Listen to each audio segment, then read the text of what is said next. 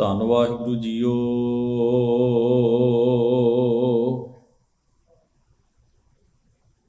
ਪਹਿਲ ਪੁਰੀਏ ਪੁੰਡਰਕ ਵਨਾ,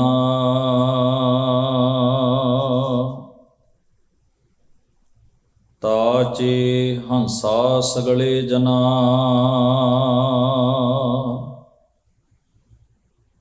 ਕ੍ਰਿਸ਼ਨਾ ਤੇ ਜਾਨਉ ਹਰ,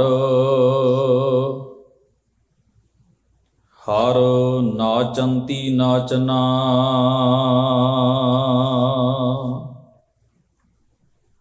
ਪਹਿਲ ਪੁਰਸਾ ਬਿਰਾ,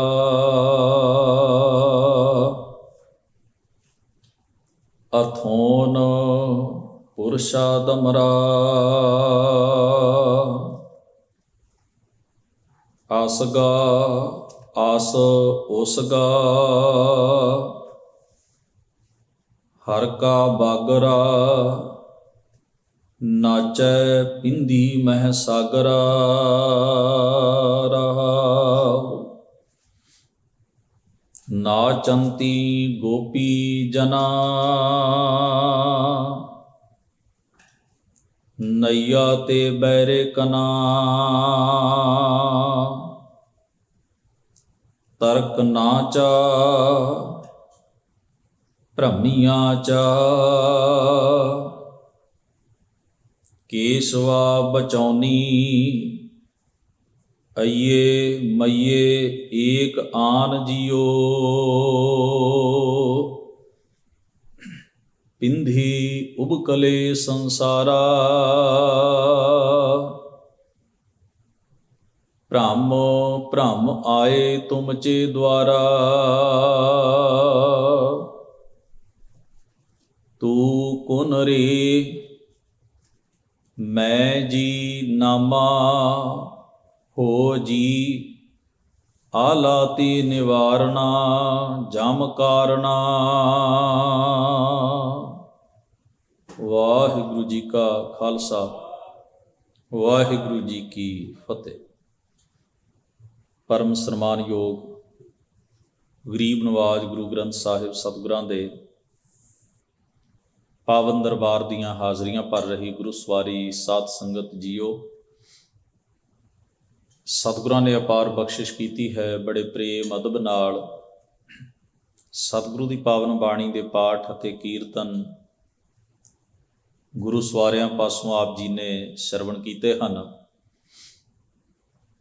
ਸਤਿਗੁਰੂ ਦੀ ਬਖਸ਼ਿਸ਼ ਦੇ ਪਾਤਰ ਬਣ ਕੇ ਆਪਾਂ ਯਤਨ ਕਰ ਰਹੇ ਹਾਂ ਰੋਜ਼ਾਨਾ ਦੇ ਇਹਨਾਂ ਦੀਵਾਨਾਂ ਵਿੱਚ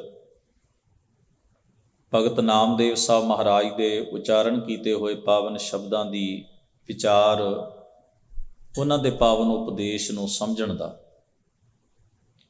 ਸੋ ਜਿਸ ਸ਼ਬਦ ਆਪ ਜੀ ਨੇ ਪਾਠ ਦਾਸ ਪਾਸੋਂ ਹੁਣੇ ਹੀ ਸ਼ਰਵਣ ਕੀਤਾ ਹੈ, ਗੁਰੂ ਗ੍ਰੰਥ ਸਾਹਿਬ ਜੀ ਦੇ ਅੰਕ ਨੰਬਰ 693-94 ਦੇ ਉੱਤੇ ਸ਼ਬਦ ਸੁਭਾਇਮਾਨ ਹੈ। ਆਰੰਭਤਾ 693 ਤੋਂ ਹੁੰਦੀ ਹੈ, ਸਮਾਪਤੀ 94 ਤੇ ਹੁੰਦੀ ਹੈ। ਰਾਗ ਧਨਾਸਰੀ ਦੇ ਵਿੱਚ ਭਗਤ ਜੀ ਦੇ ਕੁੱਲ 5 ਸ਼ਬਦ ਨੇ ਔਰ ਇਹ ਚੌਥਾ ਸ਼ਬਦ ਹੈ ਜਿਸ ਨੂੰ ਆਪ ਜੀ ਨੇ ਸਰਵਣ ਕੀਤਾ ਹੈ। ਸ਼ਬਦ ਦੀ ਜਿਹੜੀ ਸ਼ਬਦਾਵਲੀ ਹੈ, ਲਫ਼ਜ਼ੀ ਬਣਤਰ ਹੈ, ਜੋ ਵਰਡਿੰਗ ਹੈ, ਉਹ ਥੋੜ੍ਹੀ ਜਿਹੀ ਕਠਿਨਾਈ ਵਾਲੀ ਹੈ, ਕਿਉਂਕਿ ਇਸ ਵਿੱਚ ਸੰਸਕ੍ਰਿਤ ਦੇ ਅਤੇ ਮਰਾਠੀ ਦੇ ਸ਼ਬਦਾਂ ਦਾ ਮਿਸ਼ਰਣ ਹੈ। ਕੁਝ ਸ਼ਬਦ ਗੁਰੂ ਗ੍ਰੰਥ ਸਾਹਿਬ ਜੀ ਦੀ ਬਾਣੀ 'ਚ ਐਸੇ ਆਉਂਦੇ ਹਨ ਜਿਨ੍ਹਾਂ ਦਾ ਮੂਲ ਜਿਹੜਾ ਹੈ ਉਹ ਸਿੱਧਮ ਸਿੱਧਾ, ਇੱਕ ਤਾਂ ਹੁੰਦਾ ਹੈ ਕੋਈ ਸ਼ਬਦ ਕਿਸੇ ਬੋਲੀ ਵਿੱਚੋਂ, ਭਾਸ਼ਾ ਵਿੱਚੋਂ, ਲੈਂਗੁਏਜ ਵਿੱਚੋਂ ਕਨਵਰਟ ਹੁੰਦਾ ਹੈ ਦੂਸਰੀ ਵਿੱਚ, ਅਤੇ ਉੱਥੇ ਉਹ ਆਪਣੀ ਪ੍ਰੋਪਰ ਥਾਂ ਬਣਾ ਲੈਂਦਾ ਹੈ।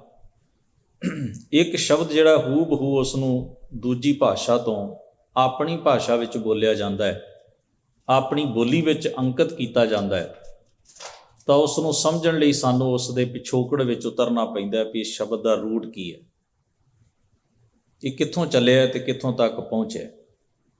ਮੈਂ ਇੱਕ ਵਿਚਾਰਵਾਨ ਦਾ ਕਥਨ ਪੜ੍ਹਿਆ, ਉਹ ਕਹਿੰਦਾ ਹੈ ਇੱਕ ਬੋਲੀ ਵਿੱਚੋਂ ਸ਼ਬਦ ਦੂਜੀ ਬੋਲੀ ਤੱਕ, ਤੀਜੀ ਬੋਲੀ ਤੱਕ ਜਦੋਂ ਪਹੁੰਚਦਾ ਹੈ ਤਾਂ ਉਸ ਦਾ ਕਈ ਕੁਝ ਬਦਲ ਜਾਂਦਾ ਹੈ।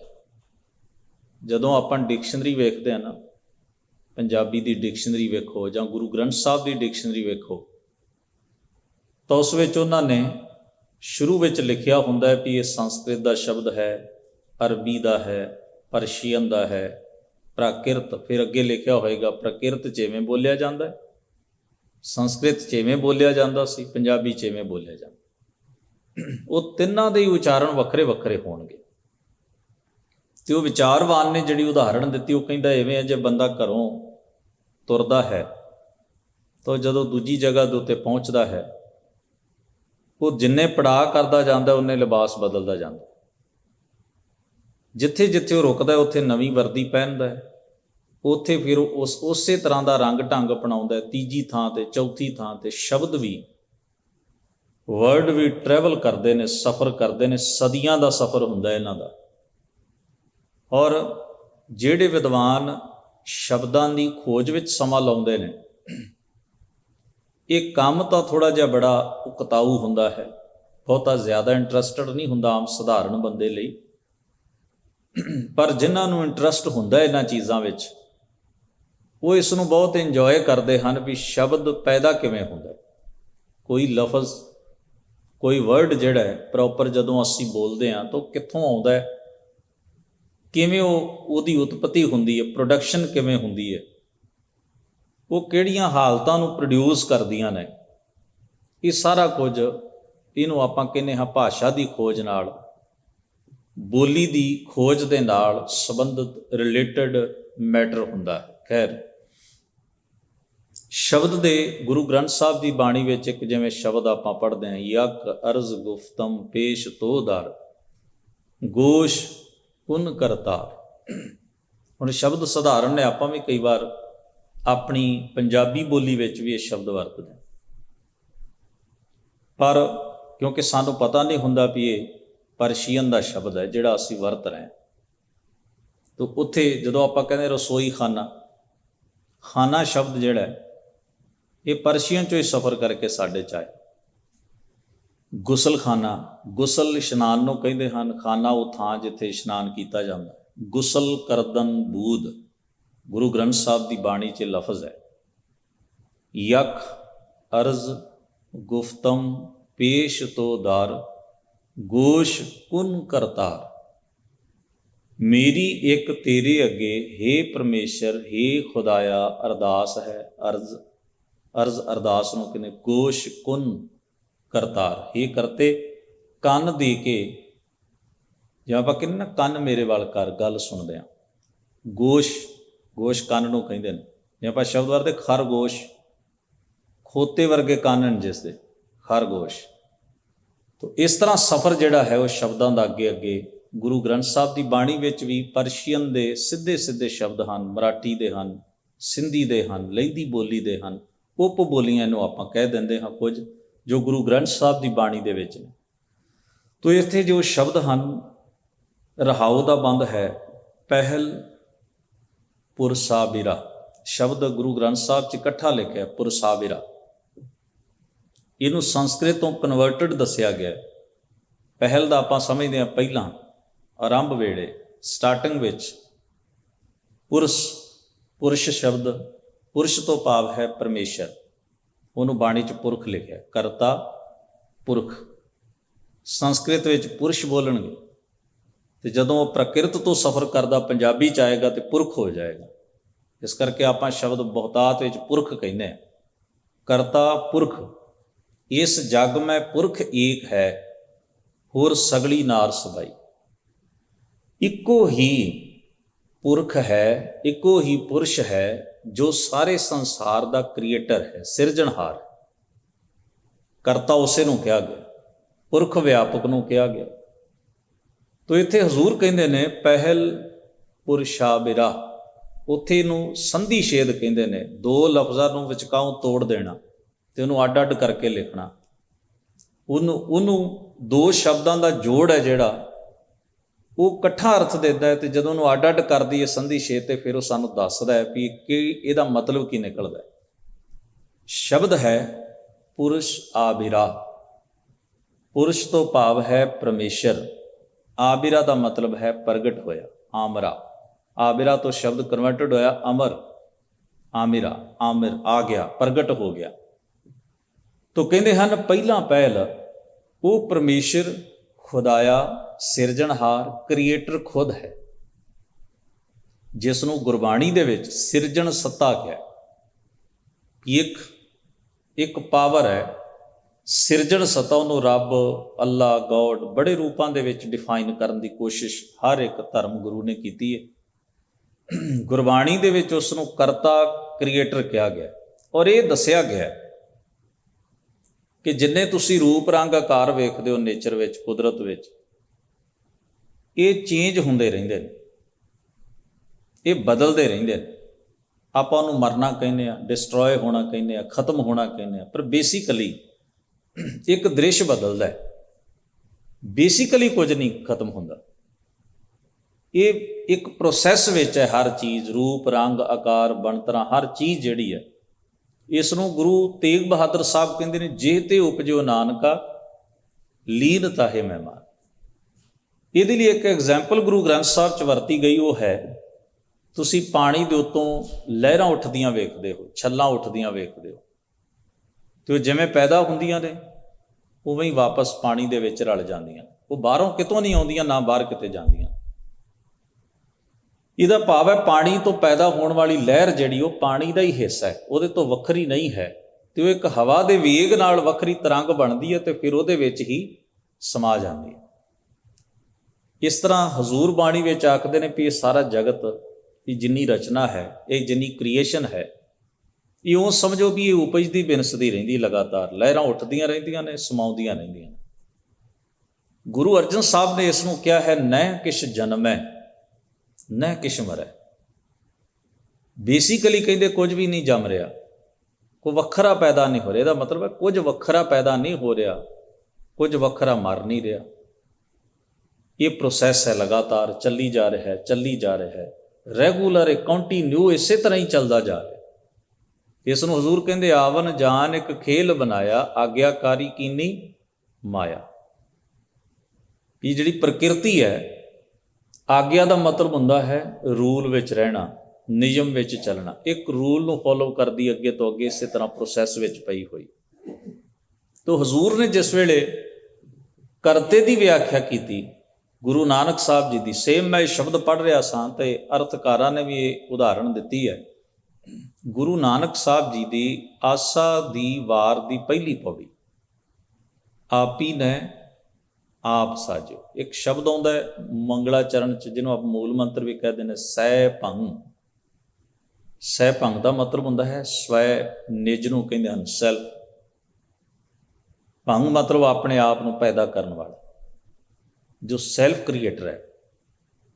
ਹੁਣ ਆਪਾਂ ਇਹ ਤਾਂ ਕਹਿ ਸਕਦੇ ਵੀ ਆਹ ਚੀਜ਼ ਇਵੇਂ ਪੈਦਾ ਹੋਈ, ਇਹਦਾ ਰੀਜ਼ਨ ਆ, ਇਹਦਾ ਕਾਰਨ ਆ ਹੈ, ਪਰ ਜਿਹੜੀ ਸਿਰਜਕ ਸੱਤਾ ਹੈ, ਜਿਹੜੀ ਕ੍ਰੀਏਟਰ ਪਾਵਰ ਹੈ, ਉਹਦੇ ਬਾਰੇ ਕੋਈ ਨਹੀਂ ਕਹਿ ਸਕਦਾ ਵੀ ਉਸ ਨੂੰ ਕਿਹਨੇ ਪੈਦਾ ਕੀਤਾ ਹੈ, ਉਸ ਨੂੰ ਕਿਹਨੇ ਸਿਰਜਿਆ ਹੈ, ਉਹਨੂੰ ਬਣਾਉਣ ਵਾਲਾ ਕੌਣ ਹੈ। ਇਸ ਜਗ੍ਹਾ ਦੇ ਉੱਤੇ ਆ ਕੇ ਹਰ ਮਜ਼ਹਬੀ ਗੁਰੂ ਰੁਕ ਜਾਂਦਾ, ਸਾਰੀ ਖੋਜ ਇੱਥੇ ਰੁਕ। ਭਾਵੇਂ ਕੋਈ ਰੱਬ ਨੂੰ ਮੰਨਦਾ ਜਾਂ ਨਹੀਂ ਮੰਨਦਾ, ਉਹ ਇੱਕ ਵੱਖਰਾ ਟੌਪਿਕ ਹੈ ਵੀ ਉਹਨੂੰ ਕੋਈ ਕਿਵੇਂ ਵੇਖਦਾ, ਪਰ ਹੁਣ ਇੱਥੇ ਬੇਸਿਕ ਜਿਹੜਾ ਕੁਐਸਚਨ ਹੈ ਉਹਦਾ ਆਨਸਰ ਇੰਨਾ ਹੀ ਹੁੰਦਾ ਜੀ, ਇੱਕ ਆਟੋਮੈਟਿਕਲੀ ਇੱਕ ਪਾਵਰ ਜਿਹੜੀ ਉਹ ਇਸ ਸਿਸਟਮ ਨੂੰ ਚਲਾਉਂਦੀ ਹੈ, ਇਹ ਕਾਹਦੇ ਬੇਸ 'ਤੇ ਚੱਲਦਾ ਹੈ।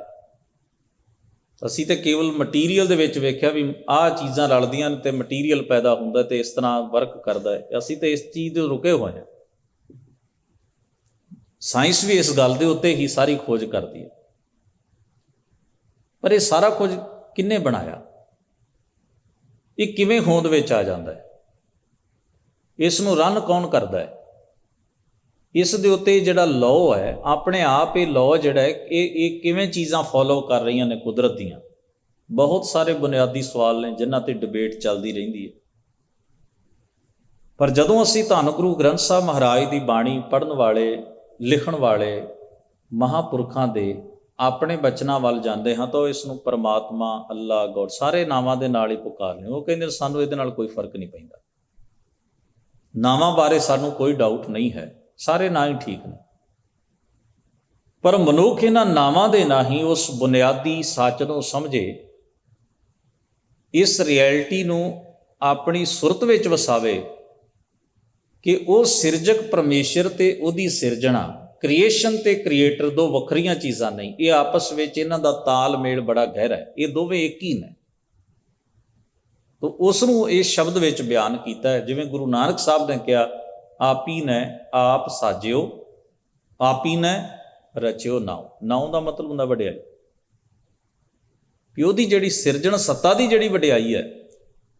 ਆਪਾਂ ਕਈ ਵਾਰ ਸੋਚਦੇ ਵੀ ਮੈਂ ਰੱਬ ਨੂੰ ਵੱਡਾ ਕਹਿੰਦਾ, ਸ਼ਾਇਦ ਮੇਰਾ ਕਰਕੇ ਉਹ ਵੱਡਾ ਹੈ, ਮੈਂ ਉਹਨੂੰ ਮੰਨਦਾ ਉਹ ਤਾਂ ਹੈ, ਕੋਈ ਫਰਕ ਨਹੀਂ ਪਏਗਾ। ਤੁਸੀਂ ਮੁਨਕਰ ਵੀ ਹੋ ਜਾਓਗੇ ਨਾ, ਮੈਂ ਨਹੀਂ ਮੰਨਦਾ, ਤੇ ਚੱਲੀ ਜਾਏਗਾ ਸਿਸਟਮ, ਰੁਕੇਗਾ ਨਹੀਂ। ਅਸੀਂ ਉਸ ਨੂੰ, ਇਹ ਵੀ ਬਹੁਤ ਲੋਕ ਨੇ, ਜਦੋਂ ਆਪਾਂ ਵੀ ਦੁਖੀ ਹੁੰਦੇ ਹਾਂ, ਆਪਾਂ ਜਿਹੜੇ ਦਾਅਵਾ ਕਰਦੇ ਹਾਂ ਰੱਬ ਨੂੰ ਮੰਨਣ ਦਾ, ਅਸੀਂ ਵੀ ਰੱਬ ਤੇ ਬਹੁਤ ਗੁੱਸਾ ਕੱਢਦੇ ਹਾਂ, ਉਹਨੇ ਵੈਰ ਕੀਤਾ, ਚੰਗਾ ਨਹੀਂ ਕੀਤਾ, ਰੱਬ ਦਾ ਐ ਹੋ ਜਾਏ, ਉਹ ਇਸ ਤਰ੍ਹਾਂ ਦੀਆਂ ਗੱਲਾਂ ਸਾਡੀ ਜ਼ੁਬਾਨ ਤੇ ਗੁੱਸੇ 'ਚ ਖਿੱਚ ਚ ਆਉਂਦੀ। ਫਿਰ ਕੀ ਹੋ ਜਾਂਦਾ? ਲਾਅ ਆਫ ਨੇਚਰ ਬਦਲ ਜਾਂਦਾ ਹੈ? ਬਿਲਕੁਲ ਨਹੀਂ।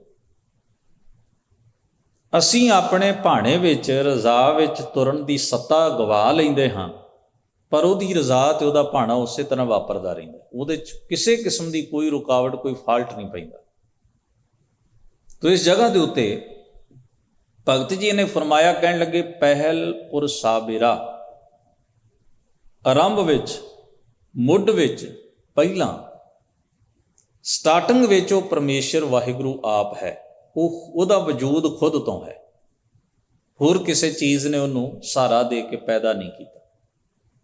ਤਾਂ ਫਿਰ ਅੱਗੇ ਜਾ ਕੇ ਕਹਿੰਦੇ ਨੇ ਅਥੋਨ, ਅਥਵਾ, ਅਥੋਨ, ਅਥੋਨ ਤੋਂ ਅਥਵਾ ਮਤਲਬ ਬਾਅਦ ਵਿੱਚ, ਉਸ ਤੋਂ ਪੁਰ ਸਾਬਿਰਾ, ਇਹ ਸ਼ਬਦ ਇਕੱਠਾ ਲਿਖਿਆ, ਪੁਰ ਸਾਬਿਰਾ, ਤੈਨੂੰ ਸੰਧੀ ਛੇਦ ਜਾਨੀ ਕਿ ਅੱਡ ਅੱਡ ਕਰਕੇ ਲਿਖਿਆ, ਪੁਰਸ਼ ਆਬਿਰਾ। ਫਿਰ ਉਸ ਤੋਂ ਅਥੋਨ ਪੁਰਸ਼ਾ ਦਮਰਾ, ਦੂਸਰਾ ਸ਼ਬਦ ਹੈ ਪੁਰਸ਼ਾ ਦਮਰਾ, ਇਹਨੂੰ ਵੀ ਸੰਧੀ ਛੇਦ ਕੀਤਾ, ਪੁਰਸ਼ ਦਮਰਾ। ਪੁਰਸ਼ ਤੋਂ ਮਾਇਆ ਪੈਦਾ ਹੋਈ, ਪ੍ਰਕਿਰਤੀ, ਕ੍ਰੀਏਟਰ ਤੋਂ ਕ੍ਰੀਏਸ਼ਨ ਪੈਦਾ ਹੋਈ। ਦਮਰਾ ਭਾਵ ਹੈ ਮਾਇਆ, ਪ੍ਰਕਿਰਤੀ, ਨੇਚਰ।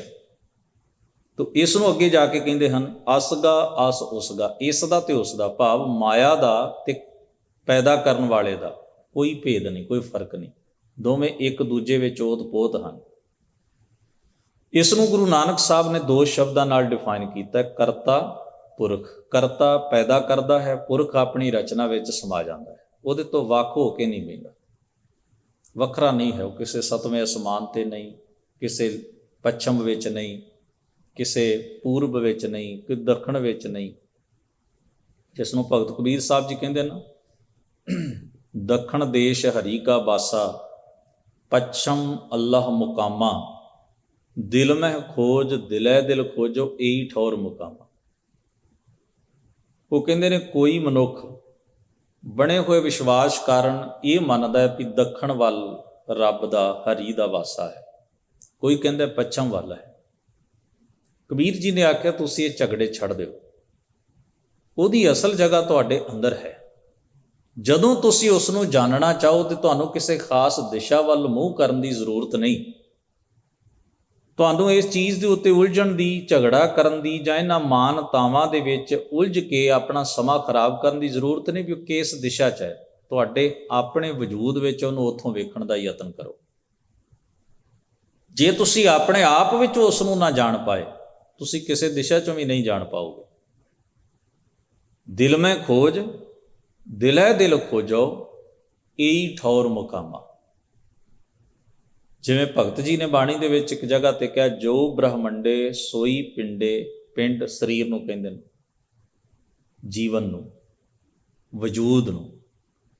ਜੋ ਬ੍ਰਹਮੰਡ ਵਿੱਚ ਆ ਉਹ ਮੇਰੇ ਆਪਣੇ ਪਿੰਡ ਸਰੀਰ, ਆਪਣੇ ਜੀਵਨ ਵਿੱਚ ਵੀ ਹੈ, ਮੇਰੇ ਆਪਣੇ ਅੰਦਰ ਵੀ ਹੈ, ਮੇਰੀ ਸੁਰਤ ਵਿੱਚ ਵੀ ਹੈ। ਜੋ ਖੋਜੈ ਸੋ ਪਾਵੈ, ਪਾਏਗਾ ਉਹ ਜੋ ਖੋਜੇਗਾ, ਜੋ ਜਾਣੇਗਾ ਉਹਨੂੰ ਸਮਝ ਪਏਗੀ। ਜਿਹਨੇ ਜਾਣਨਾ ਨਹੀਂ ਉਹ ਕਿਸੇ ਦਿਸ਼ਾ ਵੱਲ ਵੀ ਮੂੰਹ ਕਰਕੇ ਸਿਰ ਨਿਵਾਉਂਦਾ, ਕੋਈ ਫਰਕ ਨਹੀਂ ਪੈਂਦਾ ਉਹਦੇ ਲਈ। ਪੱਛਮ ਵਿੱਚ ਹੋਵੇ, ਦੱਖਣ 'ਚ ਹੋਵੇ, ਪੂਰਬ 'ਚ ਹੋਵੇ, ਕੀ ਫਰਕ ਪੈਂਦਾ? ਤਾਂ ਉਹਨਾਂ ਲੋਕਾਂ ਤਾਂ ਦਿਸ਼ਾ ਦੇ ਉੱਤੇ ਝਗੜਾ ਕਰਨਾ ਹੁੰਦਾ ਨਾ, ਵੀ ਮੈਨੂੰ ਇਹ ਦੱਸਿਆ ਗਿਆ ਵੀ ਪੱਛਮ 'ਚ ਹੈ ਤੇ ਪੱਛਮ 'ਚ ਹੈ, ਦੂਜਾ ਕਹੇਗਾ ਮੈਨੂੰ ਦੱਸਿਆ ਗਿਆ ਦੱਖਣ 'ਚ ਹੈ ਤੇ ਦੱਖਣ 'ਚ ਹੈ, ਉਹ ਕਹੇਗਾ ਨਹੀਂ ਇਸ ਪਾਸੇ ਨੂੰ ਸਿਜਦਾ ਕਰਨ ਨਾਲ ਹੀ ਖੁਦਾ ਖੁਸ਼ ਹੋਏਗਾ, ਦੂਜਾ ਉਹ ਇੱਥੋਂ ਤੱਕ ਹੀ ਟਿਕੇ ਹੋਏ ਨੇ, ਨਾ ਉਹ ਜਾਣਨਾ ਚਾਹੁੰਦੇ ਨੇ ਨਾ ਜਾਣਨ ਦੀ ਇੱਛਾ ਹੈ। ਜਾਣਨ ਲੱਗਣਗੇ ਤੇ ਭੁੱਲ ਜਾਣਗੇ ਵੀ ਉਹ ਕਿਸੇ ਦਿਸ਼ਾ 'ਚ ਹੈ, ਉਹ ਖੁਦ ਵਿੱਚੋਂ ਹੀ ਜਾਣਨਗੇ ਜਿਸ ਵੇਲੇ ਜਾਣਨਗੇ। ਤਾਂ ਭਗਤ ਰਾਮਾਨੰਦ ਜੀ ਦਾ ਵੀ ਸ਼ਬਦ ਹੈ ਐਸਾ, ਜਿੱਥੇ ਉਹ ਕਹਿੰਦੇ ਨੇ ਰਾਮਾਨੰਦ ਸੁਆਮੀ ਰਮਤ ਬ੍ਰਹਮ, ਗੁਰ ਕਾ ਸ਼ਬਦ ਕਾਟੈ ਕੋਟ ਕਰਮ। ਤਾਂ ਹਜ਼ੂਰ ਮਹਾਰਾਜ ਨੇ ਇੱਥੇ ਬਖਸ਼ਿਸ਼ ਕੀਤੀ, ਕਹਿੰਦੇ ਹਰ ਕਾ ਬਾਗਰਾ ਨਾਚੈ ਪਿੰਦੀ ਮਹਿ ਸਾਗਰਾ। ਬਾਗਰਾ ਦਾ ਮਤਲਬ ਹੁੰਦਾ ਹੈ ਬਾਗ, ਬਗੀਚਾ। ਇਹ ਜਿੰਨਾ ਵੀ ਸੰਸਾਰ ਹੈ ਇਹ ਰੱਬ ਦਾ ਬਗੀਚਾ ਹੈ। ਤੇ ਆਪਾਂ ਵੇਖਦੇ ਜਿਹੜੇ ਬਹੁਤ ਵਧੀਆ ਗਾਰਡਨ ਨੇ, ਜਿੱਥੇ ਸਪੈਸ਼ਲੀ ਲੋਕ ਘੁੰਮਣ ਵਾਸਤੇ, ਸੈਰ ਕਰਨ ਵਾਸਤੇ, ਵੇਖਣ ਵਾਸਤੇ ਵੀ ਜਾਂਦੇ, ਤੇ ਹਜ਼ਾਰਾਂ ਕਿਸਮਾਂ ਦੇ ਉੱਥੇ ਉਹਨਾਂ ਨੇ ਫੁੱਲ, ਵੱਖਰੇ ਵੱਖਰੇ ਬੂਟੇ, ਉਹਨਾਂ ਦੀ ਸਜਾਵਟ, ਕਿੰਨੀਆਂ ਕਿਸਮਾਂ ਦੇ ਉੱਥੇ ਰੁੱਖ, ਕਈ ਕੁਝ ਲਾਇਆ ਹੋਇਆ, ਵੈਰਾਈਟੀ ਇੰਨੀ, ਕਿਸਮਾਂ ਇੰਨੀਆਂ। ਸੰਸਾਰ ਦੇ ਬਾਗ ਦੀ ਵੀ ਇਹ ਖੂਬਸੂਰਤੀ ਹੈ ਵੀ ਇੱਥੇ ਨਾ ਰੰਗ ਇੱਕ ਹੈ, ਨਾ ਨਸਲ ਇੱਕ ਹੈ, ਨਾ ਸੁਭਾਅ ਇੱਕ ਹੈ, ਨਾ ਵਿਚਾਰ ਇੱਕ ਹੈ ਤੇ ਨਾ ਵਿਹਾਰ ਇੱਕ ਹੈ। ਇਹ ਤੇ ਸੰਸਾਰ ਦੀ ਖੂਬਸੂਰਤੀ ਹੈ। ਤੁਸੀਂ ਜ਼ਰਾ ਸੋਚ ਕੇ ਵੇਖੋ, ਸਾਰੇ ਇੱਕੋ ਜਿਹੇ ਹੁੰਦੇ, ਇੱਕੋ ਜਿਹੀ ਸੋਚਦੇ ਹੁੰਦੇ ਤੇ ਮਸ਼ੀਨਾਂ ਹੀ ਹੁੰਦੀਆਂ, ਹੋਰ ਕੁਝ ਨਾ ਹੁੰਦਾ। ਇਨਸਾਨ ਦੀ ਇਹ ਸਾਰੀ ਪ੍ਰਕਿਰਿਆ ਇਸ ਤਰ੍ਹਾਂ ਦੀ ਨਾ ਹੁੰਦੀ। ਅਸੀਂ ਜਦੋਂ ਦੂਜੇ ਤੋਂ ਇੰਪ੍ਰੈਸ ਹੁੰਦੇ ਹਾਂ ਕਿਸੇ ਵੀ ਕਾਰਨ, ਤਾਂ ਕਿਉਂ ਹੁੰਦੇ ਹਾਂ? ਉਹਦੇ ਤੁਹਾਡੇ ਨਾਲੋਂ ਕੁਝ ਡਿਫਰੈਂਟ ਹੁੰਦਾ ਹੈ, ਕੁਝ ਵੱਖਰਾ ਹੁੰਦਾ, ਤੁਸੀਂ ਤਾਂ ਇੰਪ੍ਰੈਸ ਹੁੰਦੇ ਹੋ ਨਾ। ਜੋ ਵੀ ਤੁਹਾਡੇ ਵਰਗਾ ਹੋਵੇ ਤੁਸੀਂ ਇੰਪ੍ਰੈਸ, ਤੁਸੀਂ ਕਹੋਗੇ ਤਾਂ ਮੈਂ ਰੋਜ਼ ਹੀ ਹੰਡਾਉਣਾ, ਇਹਦੇ 'ਚ ਵੱਖਰਾ ਕੀ ਹੈ? ਤੋ ਕੁਦਰਤ ਨੇ ਕਰਤੈ ਪੁਰਖ ਇੱਕ ਚਲ ਤੋਂ ਪਾਇਆ, ਕੋਈ ਨਾ ਕਿਸੇ ਹੀ ਜਿਹਾ ਉਪਾਇਆ। ਉਹਨੇ ਇੱਕ ਨੂੰ ਦੂਜੇ ਵਰਗਾ ਨਹੀਂ, ਬਿਲਕੁਲ ਡਿਫਰੈਂਟ ਬਣਾਇਆ। ਔਰ ਹਰ ਚੀਜ਼ ਉਹਦੀ ਯੂਨੀਕ ਹੈ, ਹਰ ਚੀਜ਼ ਉਹਦੀ ਰੇਅਰ ਹੈ, ਕੋਈ ਘਟੀਆ ਨਹੀਂ ਹੈ। ਮਾਟੀ ਏਕ ਅਨੇਕ ਭਾਂਤ ਕਰ ਸਾਜੀ ਸਾਜਨਹਾਰ ਹੈ। ਨਾ ਕਛ ਪੋਚ ਮਾਟੀ ਕੇ ਭਾਂਡੇ, ਨਾ ਕਛ ਪੋਚ ਕੁੰਭਾਰ ਹੈ। ਉਹਦੀ ਕੁਦਰਤ ਵਿੱਚ ਹਰ ਚੀਜ਼ ਲਈ ਜਗ੍ਹਾ ਹੈ, ਜ਼ਹਿਰ ਲਈ ਵੀ ਜਗ੍ਹਾ ਹੈ, ਅੰਮ੍ਰਿਤ ਲਈ ਵੀ ਜਗ੍ਹਾ ਹੈ, ਹਰ ਚੀਜ਼ ਲਈ ਉਹਦੇ ਵਿੱਚ ਸਪੇਸ ਹੈ। ਅਸੀਂ ਉਹਨੂੰ ਅਸੈਪਟ ਨਹੀਂ ਕਰਦੇ। ਅਸੀਂ, ਸਾਡੇ ਅੰਦਰ ਜਦੋਂ ਤੰਗ ਦਿਲੀ ਆਉਂਦੀ, ਅਸੀਂ ਕਹਿੰਦੇ ਨਹੀਂ, ਮੇਰੀ ਚਮੜੀ ਵਰਗਾ ਹੀ ਦੂਜਿਆਂ ਦੀ ਚਮੜੀ ਦਾ ਰੰਗ ਹੋਣਾ ਚਾਹੀਦਾ, ਮੇਰੀ ਬੋਲੀ ਵਰਗੇ ਹੀ ਸਾਰੇ ਲੋਕ ਬੋਲੀ ਬੋਲਣ। ਅਸੀਂ ਤਾਂ ਇੱਥੋਂ ਤੱਕ ਵੀ ਝਗੜਾ ਕਰਦੇ ਵੀ ਜਿਸ ਤਰ੍ਹਾਂ ਮੈਂ ਰੱਬ ਨੂੰ ਯਾਦ ਕਰਦਾ, ਦੂਜੇ ਵੀ ਇਵੇਂ ਹੀ ਕਰਨ, ਫਿਰ ਠੀਕ ਹੈ। ਤਾਂ ਮਜ਼ਹਬਾਂ ਦੇ ਝਗੜੇ, ਨਸਲਾਂ ਦੇ, ਰੇਸਿਜ਼ਮ, ਕਾਸਟਿਜ਼ਮ, ਬੋਲੀ ਨੂੰ ਲੈ ਕੇ ਬਹੁਤ ਲੋਕ ਨੇ, ਸਾਰੀ ਦੁਨੀਆ 'ਚ ਹੀ ਐਸੇ ਲੋਕ ਨੇ। ਤੁਸੀਂ ਉਹਨਾਂ ਲਾਗੇ ਜਦੋਂ ਡਿਫਰੈਂਟ ਬੋਲੀ ਵਿੱਚ ਗੱਲ ਕਰਦੇ ਹੋ ਤਾਂ ਉਹਨਾਂ ਨੂੰ ਲੱਗਦਾ ਇਹ ਮੇਰੀ ਬੋਲੀ ਵਿੱਚ ਗੱਲ ਕਿਉਂ ਨਹੀਂ ਕਰਦਾ। ਪਰ ਤੁਸੀਂ ਇਸ ਸੰਸਾਰ ਦੀ, ਇਹ ਇਸੇ ਨੂੰ ਤਾਂ ਹਜ਼ੂਰ ਨੇ ਕਿਹਾ ਵੀ ਇਹ ਬਾਗ ਹੈ ਰੱਬ ਦਾ, ਬਗੀਚਾ ਹੈ ਉਸ ਦਾ। ਇੱਥੇ ਕੋਈ ਇੱਕ ਤਰ੍ਹਾਂ ਦਾ ਫੁੱਲ ਬੂਟਾ ਦਰਖਤ ਨਹੀਂ ਹੈ, ਇੱਥੇ ਅਣਗਿਣਤ ਕਿਸਮਾਂ ਦੇ ਜੀਵ ਹਨ, ਜੰਤੂ ਹਨ, ਕਰਮ ਹਨ, ਸੁਭਾਅ ਹਨ, ਵਿਹਾਰ ਹਨ, ਵਿਚਾਰ ਵੀ ਹਨ, ਵੱਖਰੇ ਵੱਖਰੇ ਵਿਚਾਰ ਹਨ। ਉਹਨਾਂ ਵਿਚਾਰਾਂ ਨੂੰ ਤੁਸੀਂ ਅਸੈਪਟ ਕਰਨਾ ਹੈ ਕਿ ਨਹੀਂ ਕਰਨਾ, ਉਹ ਤੁਹਾਡੀ ਮਰਜ਼ੀ ਹੈ, ਪਰ ਉਹਦੇ ਵਿਚਾਰਾਂ ਨੂੰ ਉਹਦੇ ਹਿਸਾਬ ਨਾਲ ਸਨਮਾਨਜਨਕ ਤਰੀਕੇ ਨਾਲ ਵੇਖੋ।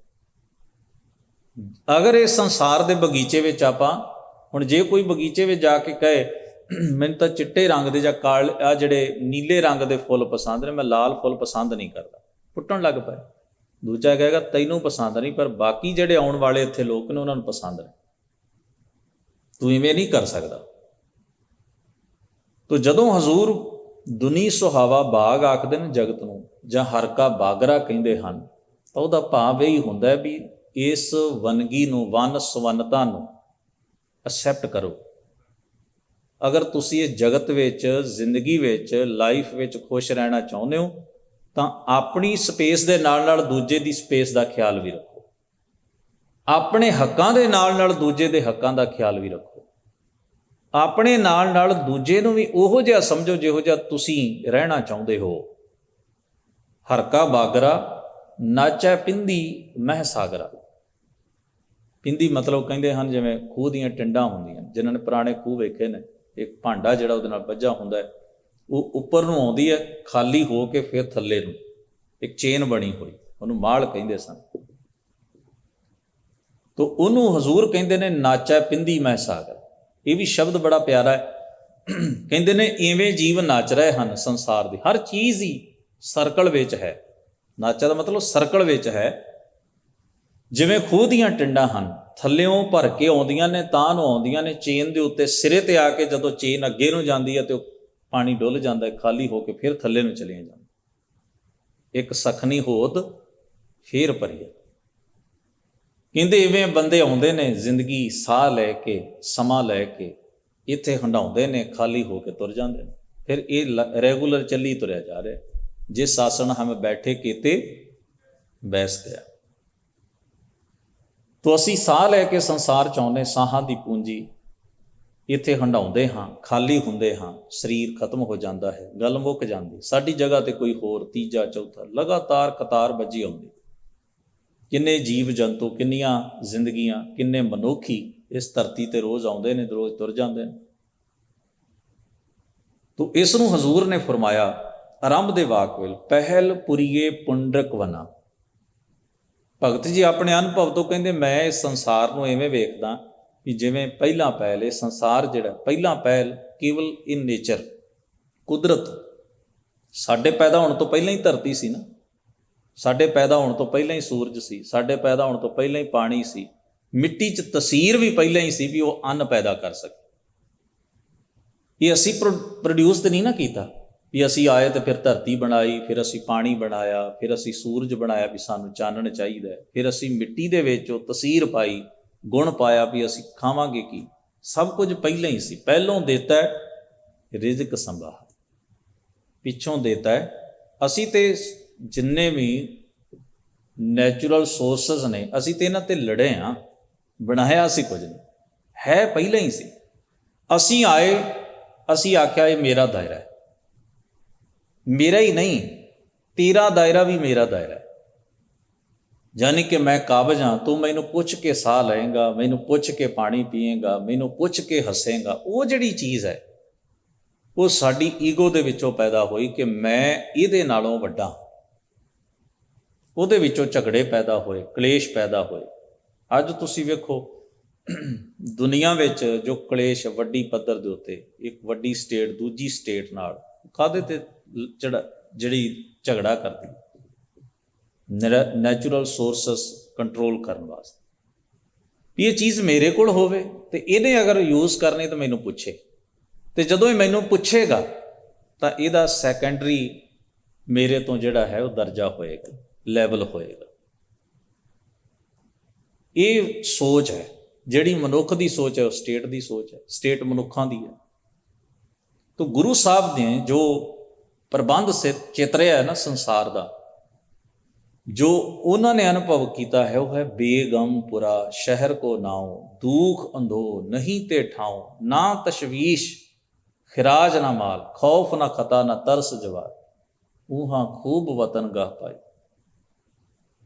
ਉਹ ਜਿਹੜਾ ਖਾਕਾ ਉਹਨਾਂ ਨੇ ਚਿਤਰਿਆ, ਜੋ ਸਟਰਕਚਰ ਹੈ ਉਹਨਾਂ ਦੀ ਸੋਚ ਵਿੱਚ, ਉਹ ਹੈ ਵੀ ਉੱਥੇ ਤੁਹਾਡਾ ਕੋਈ ਦੋਮ ਨਾ ਸੇਮ ਇੱਕ, ਉੱਥੇ ਕੋਈ ਦਰਜਾ ਨਹੀਂ ਹੈ, ਡਿਊਟੀ ਹੈ।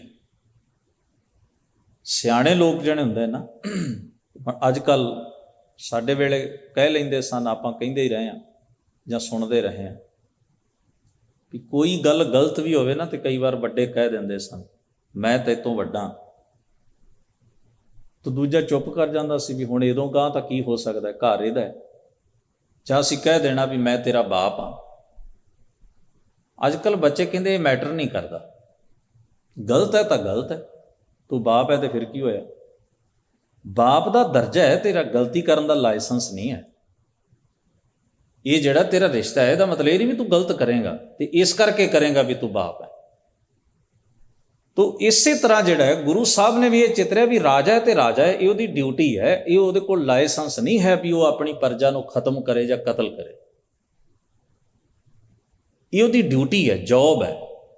ਰਾਜੇ ਚੁਲੀ ਨਿਆਮ ਕੀ। ਔਰ ਗੁਰੂ ਸਾਹਿਬ ਨੇ ਉਹਨਾਂ ਸਮਿਆਂ 'ਚ ਕਿਹਾ ਜਦੋਂ ਡਿਕਟੇਟਰਸ਼ਿਪ, ਅੱਜ ਲੋਕਤੰਤਰ ਡੈਮੋਕ੍ਰੇਟਿਕ ਸਰਕਾਰਾਂ ਨਹੀਂ ਸੁਣਦੀਆਂ ਗੱਲ, ਤੇ ਉਦੋਂ ਤਾਂ ਹੈ ਹੀ ਡਿਕਟੇਟਰਸ਼ਿਪ ਸੀ। ਸ਼ਹੀਦੀਆਂ ਹੋਈਆਂ, ਕੁਰਬਾਨੀਆਂ ਹੋਈਆਂ, ਇਸ ਕਰਕੇ ਵੀ ਤੇਰਾ ਦਰਜਾ ਕੋਈ ਰੱਬ ਦਾ ਦਰਜਾ ਨਹੀਂ, ਇਵੇਂ ਤਾਂ ਰੱਬ ਵੀ ਨਹੀਂ ਕਰਦਾ। ਤੂੰ ਇਨਸਾਨ ਹੈ, ਇਨਸਾਨਾਂ ਵਾਂਗ ਰਹਿ। ਤੇਰੀ ਰਿਸਪੈਕਟ ਇਸ ਕਰਕੇ ਹੈ ਵੀ ਤੂੰ ਉੱਚੀ ਪਦਵੀ 'ਤੇ ਹੈ, ਤੂੰ ਲੋਕਾਂ ਦੀ ਜ਼ਿੰਦਗੀ ਦਾ ਮਾਲਕ ਨਹੀਂ ਹੈ। ਤੇਰੇ ਕੋਲ ਜਿਹੜਾ ਮਹਿਲ ਹੈ ਇਹ ਲੋਕਾਂ ਦੀ ਕਮਾਈ ਦਾ ਹੈ।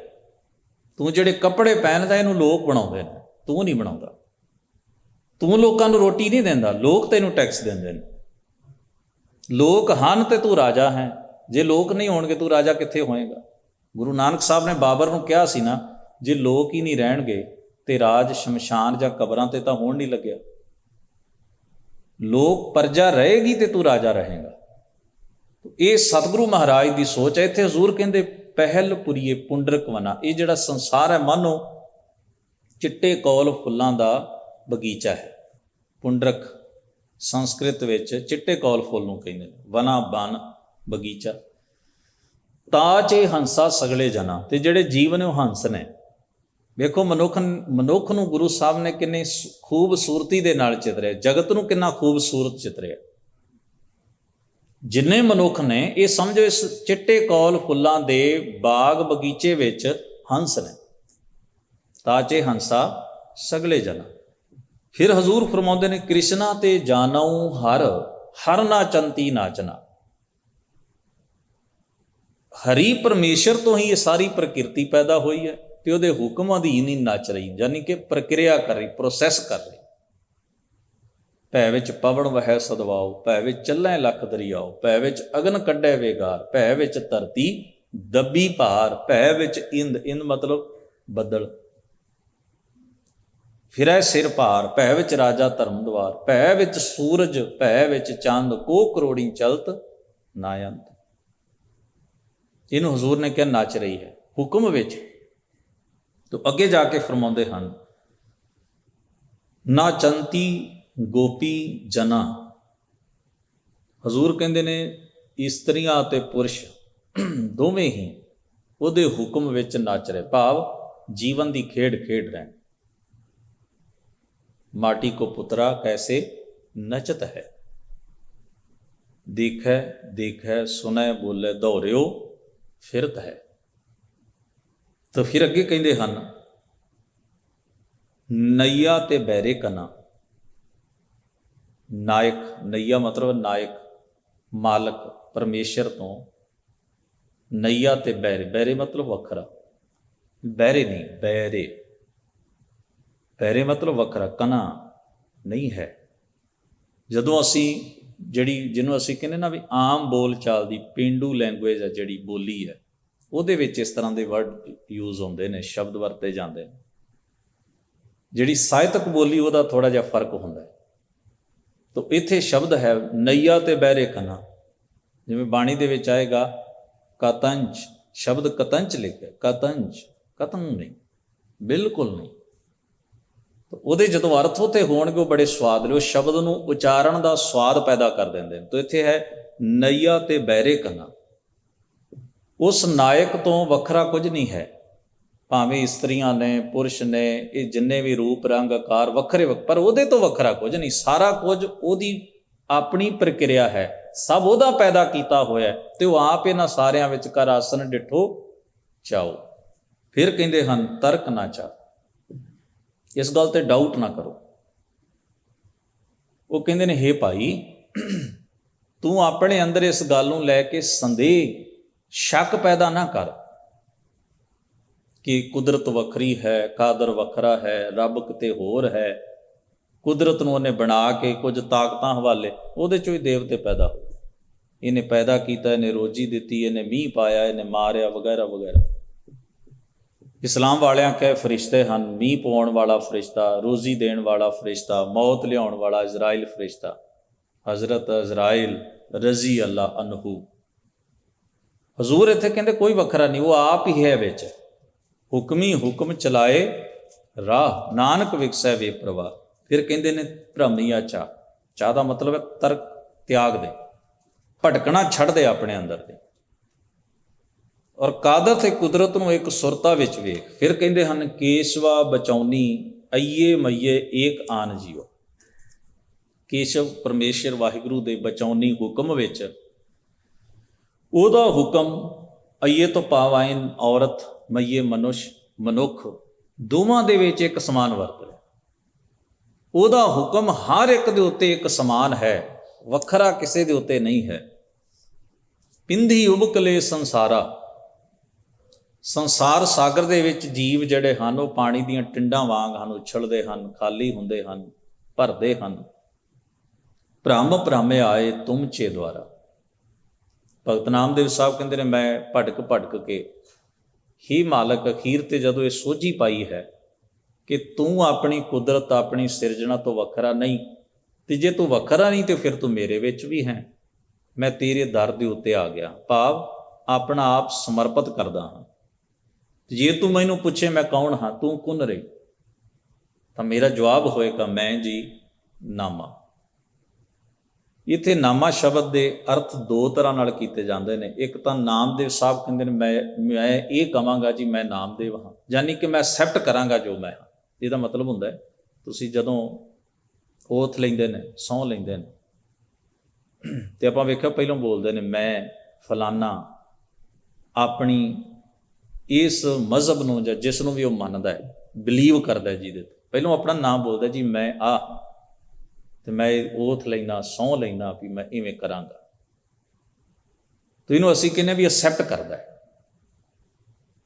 ਉਹਨੂੰ ਭਗਤ ਨਾਮਦੇਵ ਸਾਹਿਬ ਕਹਿੰਦੇ ਨੇ ਜੇ ਤੂੰ ਮੈਨੂੰ ਪੁੱਛੇ ਤਾਂ ਮੈਂ ਐਕਸੈਪਟ ਕਰਾਂਗਾ ਵੀ ਮੈਂ ਕੀ ਹਾਂ, ਮੈਂ ਲੁਕਾਵਾਂਗਾ ਨਹੀਂ ਕੁਝ ਵੀ। ਮੈਂ ਇਹ ਨਹੀਂ ਕਹਾਂਗਾ ਮੈਂ ਇਹ ਨਹੀਂ ਹਾਂ, ਮੈਂ ਕੋਈ ਆਪਣੇ ਹੱਕ ਦੀ ਦਲੀਲ ਨਹੀਂ ਦਿਆਂਗਾ। ਮੈਂ ਜੋ ਹਾਂ ਮੈਂ ਉਹਨੂੰ ਐਕਸੈਪਟ ਕਰਾਂਗਾ, ਜਿਸ ਤਰ੍ਹਾਂ ਦਾ ਹਾਂ ਮੈਂ ਉਹਨੂੰ ਕਬੂਲ ਕਰਾਂਗਾ। ਇਹਨੂੰ ਮਤਲਬ ਕਹਿੰਦੇ ਨੇ ਸਮਰਪਿਤ ਹੋਣਾ, ਆਪਣਾ ਵਜੂਦ ਸਮਰਪਿਤ ਭੇਟਾ ਕਰ ਦੇਣਾ। ਤੇ ਮੈਂ ਬੇਨਤੀ ਕਰਾਂਗਾ ਹੋ ਜੀ, ਹੇ ਪ੍ਰਭੂ ਜੀ ਮੇਰੀ ਇਹ ਬੇਨਤੀ ਹੈ, ਆਲਾ ਤੇ ਨਿਵਾਰਨਾ ਜਾਂ ਮਕਾਰ। ਆਲਾ ਸ਼ਬਦ ਤੋਂ ਹੈ, ਇਹਦਾ ਮਤਲਬ ਹੁੰਦਾ ਹੈ ਘਰ, ਮਾਇਆ ਜੰਜਾਲਾਂ ਦਾ ਘਰ। ਆਤਮਕ ਮਾਨਸਿਕ ਤੌਰ ਤੇ ਵਿਕਾਰਾਂ 'ਚ ਗ੍ਰਸਤ ਹੋਣਾ, ਇਸ ਸਟਰਕਚਰ ਵਿੱਚੋਂ, ਇਸ ਘਰ ਵਿੱਚੋਂ, ਇਸ ਦਾਇਰੇ ਵਿੱਚੋਂ ਮੈਨੂੰ ਨਿਵਾਰਨਾ, ਕੱਢ ਦੇ, ਮੁਕਤ ਕਰ ਦੇ, ਕਿਉਂਕਿ ਇਹ ਜਮ ਕਾਰਨ ਆ, ਇਹ ਆਤਮਕ ਮੌਤ ਦਾ ਕਾਰਨ ਹਨ। ਹਜ਼ੂਰ ਬਖਸ਼ਿਸ਼ ਕਰਨ। ਇਸ ਸ਼ਬਦ ਦਾ ਜੋ ਉਪਦੇਸ਼ ਹੈ ਸਾਡੇ ਸਭਨਾਂ ਦੇ ਮਨ ਹਿਰਦਿਆਂ ਵਿੱਚ ਵਸੇ। ਮਹਾਰਾਜ ਹੋਈਆਂ ਭੁੱਲਾਂ ਚੁੱਕਾਂ ਦੀ ਖਿਮਾ ਬਖਸ਼ਣ। ਅਦਬ ਸਹਿਤ ਫਤਿਹ ਸਾਂਝੀ ਕਰੀਏ। ਵਾਹਿਗੁਰੂ ਜੀ ਕਾ ਖਾਲਸਾ, ਵਾਹਿਗੁਰੂ ਜੀ ਕੀ ਫਤਿਹ।